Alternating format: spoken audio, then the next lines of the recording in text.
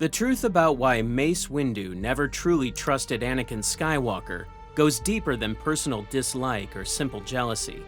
Upon examining canon sources alone, 5 key reasons explain why the Jedi Council's most senior member spent 15 years treating the prophesied Chosen One as a threat to be managed rather than a colleague to be trusted.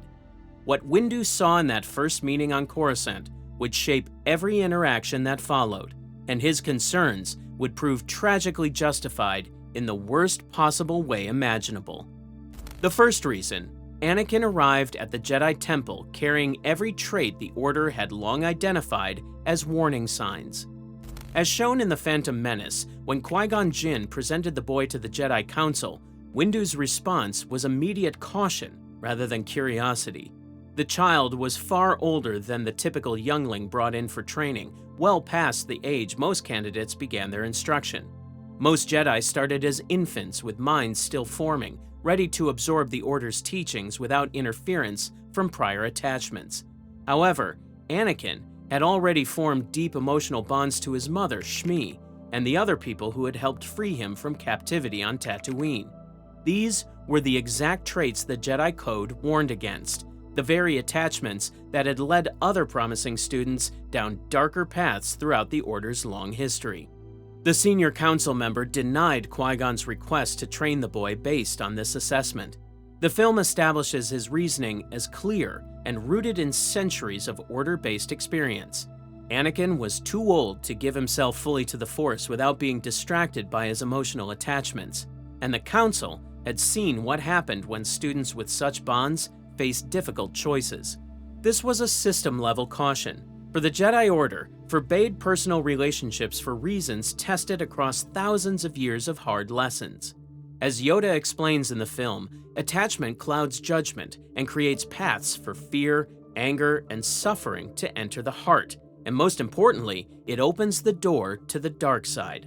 Anakin arrived already carrying those attachments, making him a risk that Windu felt obligated to monitor closely. The prophecy question made matters worse rather than resolving them. Qui-Gon insisted Anakin was the Chosen One, destined to bring balance to the Force. This ancient prophecy had guided Jedi thinking for generations, but its meaning remained hotly debated among scholars and masters alike. Windu never accepted Qui-Gon's claim on faith, and he and Yoda would later caution their fellow masters that prophecy could easily be misread. Perhaps the boy would bring balance to the Force as Qui-Gon believed, or perhaps their faith in that outcome would blind them to something far more dangerous unfolding before their eyes. Though the Council eventually allowed Anakin's training after Qui-Gon fell on Naboo, Windu's doubts remained firmly in place and cast a shadow over their relationship as the former captive child rose through the Jedi ranks. The second reason, Anakin proved himself an unpredictable element whose emotions overrode his judgment whenever the stakes rose highest.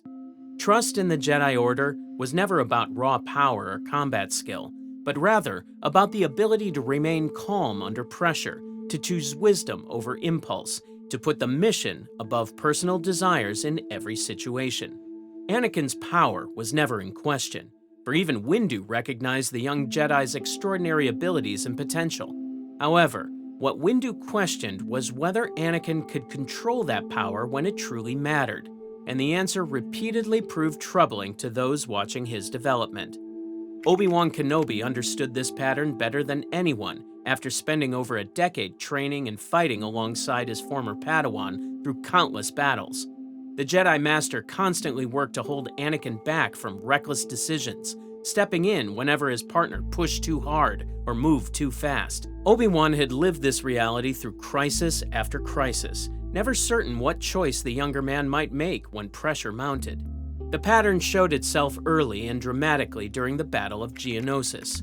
Obi-Wan was captured by Separatist forces and was facing a deadly fate in the arena. The Council, through Mace Windu, forbade Anakin from leaving his post to rescue his master, ordering him to remain with Padme as assigned. Obi-Wan warned his apprentice that disobeying would mean expulsion from the Jedi Order, but the young Padawan's response was immediate defiance, insisting that he did not care about the consequences if it meant saving Obi-Wan. That moment captured everything Windu had feared about the boy from the beginning. For when emotions ran high, Anakin chose impulse over discipline without hesitation, and proved that his loyalty to individuals would always override his loyalty to the Order itself. The Clone Wars only reinforced these concerns through years of direct observation. The young knight made emotions-first decisions that senior Jedi constantly had to manage and correct. Even thoughts of Padme Amidala triggered visible emotional surges in him, like a button being pressed that he could not control. He did not even try to shield these reactions through the Force, leaving his weaknesses exposed for anyone sensitive enough to notice. Within the Order's leadership, Anakin became known as an unpredictable element that disrupted even the most careful planning.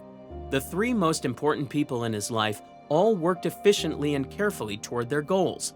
And then there was the Chosen One, pulling them all out of balance with his impulse-driven decisions. Obi-Wan would later reflect on the danger that his former apprentice's emotional nature posed to everyone around him. That caring might someday make the difference between life and defeat, between a right decision and a wrong decision stemming from a mere blink of emotion. In war, seconds might define the fate of a galaxy, and a Jedi who made choices based on feelings was a liability Windu could not afford to ignore. Third, Anakin developed a dangerous relationship with an outside patron who held tremendous political power. From the moment Anakin arrived on Coruscant as a young boy, Chancellor Palpatine took a personal interest in him that went far beyond casual mentorship. Their relationship grew through quiet conversations that spanned years, meetings held away from council oversight that no one thought to question at the time. The young Jedi would later wonder if the other masters even realized that the Chancellor had enjoyed these private talks with him ever since his arrival in the capital. The young knight chose to keep this relationship quiet, deciding that discretion seemed smarter given the political complications involved. He already received enough grief with rumors of the Chosen One spreading around the temple, and adding a personal friend of the Supreme Chancellor to that reputation would only make things more difficult among his peers. But this friendship was never casual to Palpatine. Though Anakin could not see the manipulation unfolding, the Chancellor cultivated him over the years, validating his instincts whenever the Council held him back from missions or responsibilities he craved. When the young Jedi wanted to join high-profile operations but was denied, Palpatine voiced support for his involvement. Anakin found comfort in knowing that at least someone in power understood him, never recognizing that this outside validation was creating a wedge between himself and the Jedi hierarchy that widened with every conversation. Mace Windu watched this relationship develop across the Clone Wars and grew increasingly alarmed at what he witnessed unfolding before him. During the conflict, the Jedi Master came to distrust Palpatine as the Chancellor gathered more emergency powers and extended his term well beyond its original limits set by the Constitution. Though Windu never guessed Palpatine's true identity as the Sith Lord lurking at the heart of the Republic, he sensed something deeply wrong in the man's growing influence over the government and its institutions, a wrongness he could feel but not quite name. The critical confrontation came after the Battle of Coruscant. When Palpatine forced Anakin's appointment to the Jedi High Council as his personal representative, bypassing normal advancement channels entirely, Windu warned his colleagues immediately that this arrangement was dangerous. Pairing Skywalker with Palpatine created risks the Order could not easily manage, he argued. The Council made their distrust clear by granting Anakin a seat but denying him the rank of Master, a striking rebuke that the young knight publicly resented with frustration visible to everyone present in the Council chamber. Windu saw someone already prone to attachment being drawn deeper into the orbit of a politician whose motives he did not trust. The senior council member stated his position bluntly to his colleagues.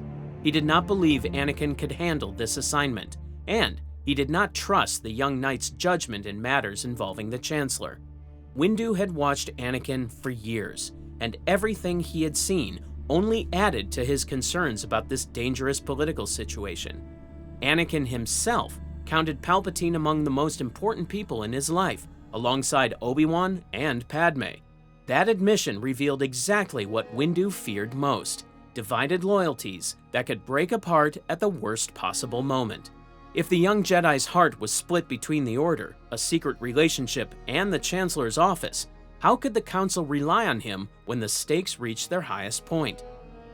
Fourth, Anakin's constant friction with the rules put him in direct conflict with Windu's philosophy of discipline and obedience. The Clone Wars transformed the Jedi Order in ways that horrified its traditionalists, turning guardians of peace into generals commanding clone armies.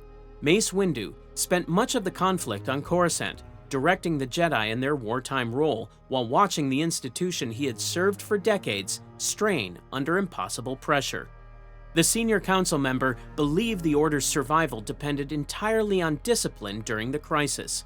He was quick to punish Jedi who failed to follow orders, even reassigning rule-breaking Padawans like Ahsoka Tano to boring duties to teach them obedience. Obi-Wan himself advised Anakin that life as a Jedi Knight became much easier when one stuck to the rules, and that improvising tended only to invite trouble. Anakin saw things differently, frequently concluding that only the rules of the Jedi stood in the way of doing the correct thing in any given situation. During one Clone Wars mission, the tension between them exploded openly. Windu contacted Anakin via hologram, demanding to know his location. The young knight's response was deliberate deception, manipulating the comm signal to create artificial static while pretending to experience technical difficulties. In all of the challenges Mace had faced recently, he had maintained remarkable calm. Yet here, a simple comm trick managed to get under his skin in ways that open defiance from enemies never could. When the young knight trusted his astromech droid R2-D2's independent instincts during a mission, Windu criticized him for encouraging individuality in a mere droid. Skywalker fostered independence in everyone around him, the opposite of the strict discipline Windu believed the Order required to survive the war. Anakin felt increasingly boxed in by the constant oversight that followed his every action. He wanted simple freedom to exist, free from judgment imposed by people who did not understand him. The tighter the Council's grip became, the more fiercely he pulled away. He hid his marriage to Padme because he knew the Council would expel him if the truth emerged. And this secrecy created a hidden weakness that the Order's rules were meant to prevent. Fifth, when trust was finally offered, it arrived far too late to bridge the gap that 15 years of distance had created. When Anakin discovered Chancellor Palpatine's true identity as the Sith Lord Darth Sidious, he brought this devastating information directly to Mace Windu without hesitation. It was perhaps the most important intelligence the Jedi Order had ever received, for the Sith they had been hunting for over a decade was revealed at last, hiding in plain sight at the heart of the Republic. The Jedi Master told Skywalker that if the information proved true, then Anakin would have earned his trust at last. It was conditional and offered at the last possible moment. After years of obvious distrust, Windu finally dangled the possibility of acceptance. But even now, his trust was calculated rather than personal, treating Anakin as an asset rather than a colleague deserving of faith. Windu excluded Anakin from the arrest mission entirely, ordering him to wait in the Council chambers until the Masters returned. One of the Order's greatest warriors, the prophesied Chosen One himself, was told to sit and wait while others faced the most dangerous threat in 1,000 years. For 15 years, Windu had kept Anakin at arm's length, and now, with the fate of the galaxy hanging in the balance, that distance would prove fatal. When Windu finally confronted Palpatine in his office, every concern he had voiced about Anakin came together in a single devastating moment. The Jedi Master stood over the defeated Sith Lord with a lightsaber raised for a final move that would end the threat forever. Anakin arrived torn between his duty to the Order and his desperate need to save Padme, whose survival Palpatine had promised through forbidden secrets only the Sith possessed. The young Jedi's deep attachments and overwhelming fear for his wife's life drove his choice. He turned on Windu and sided with Sidious, sealing his transformation into Darth Vader. Every factor Windu had highlighted aligned in that instant.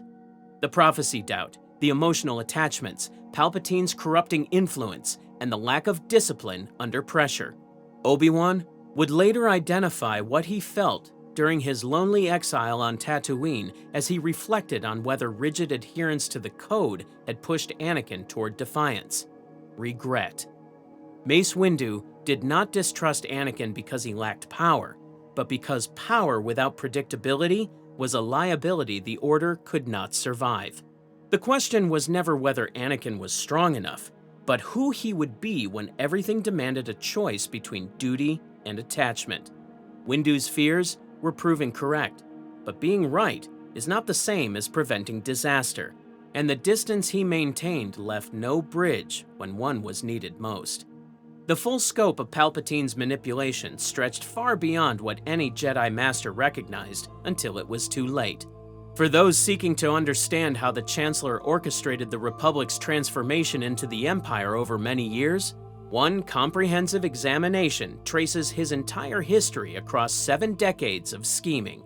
Meanwhile, another exploration reveals the daily routines and hidden schemes that defined existence at the very center of Imperial power, offering insight into a typical day in his life.